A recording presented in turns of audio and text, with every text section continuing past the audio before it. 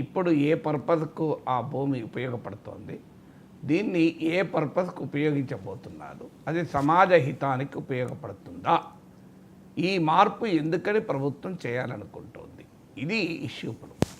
So ఇందులో ఇప్పుడున్న ఈ ల్యాండ్ 400 ఎకరాల భూమి, దానికి నేను ముందే చెప్పినట్లు ఓనర్షిప్ అనేది ఇష్యూ కాదు.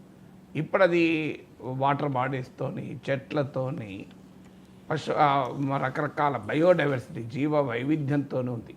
దాన్ని అడవి అని నిర్వచిస్తారా, నిర్వచించరా?